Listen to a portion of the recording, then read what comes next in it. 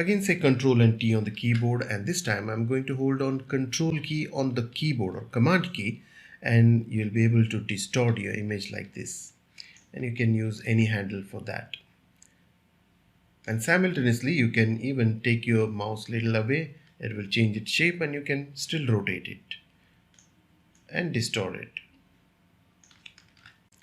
Again, I say Control and T, and now I want you to hold on Control Shift and Alt all together, and in case of Mac it should be Shift, Option and Command, and you'll be able to create a perspective out of your image like this.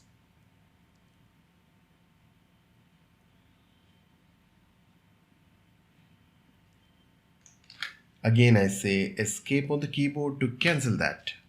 And one more time, say Control and T on the keyboard, and now Control and Alt. Hold Control and Alt or Command and Option, and you'll be able to skew this image. If you think I'm going a little faster, don't worry. I'm going to give you one exercise and we'll repeat everything there, and in fact we'll use it in a project in a short while. So don't worry about this speed.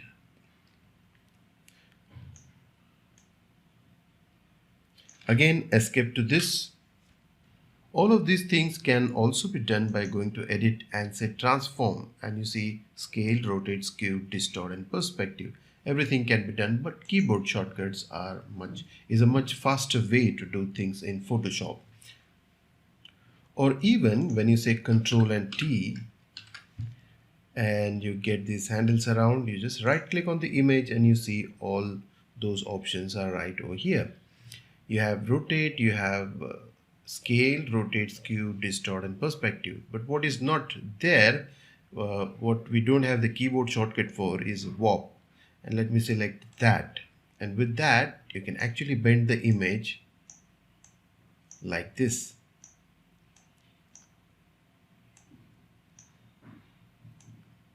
And we use that for special effects or to wrap this image on some cola can, or you can think of several different usage of that, but this is warp.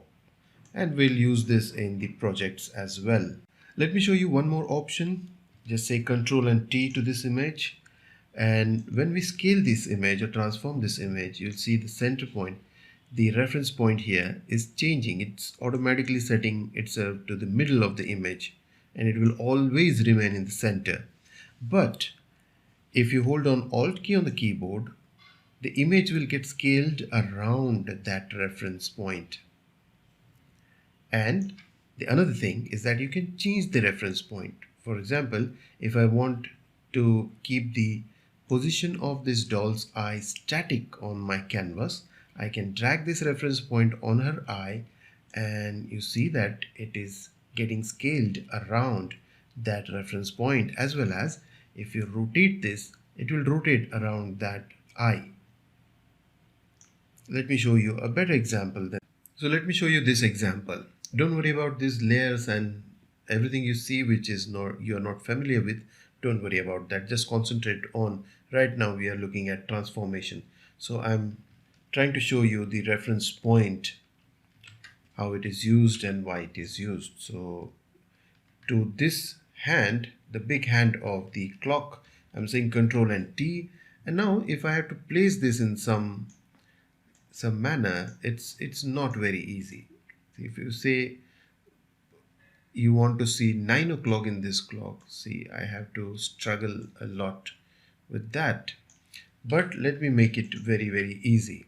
Control and T, and take this entire hand in the center like this, and drag this reference point to the center of the circle of the hand. And now I can take this hand to whatever position you want very, very easily and precisely. Although I'm not using any precision technique over here, but just this is enough to show you the function of this reference point. Hit enter on the keyboard or click anywhere else to fix that. And for the small hand also, let me say Control T, fix it over the big hand, and drag the reference point to center of its circle. And now you can set it anywhere you want on the clock. So that's the primary function of this center point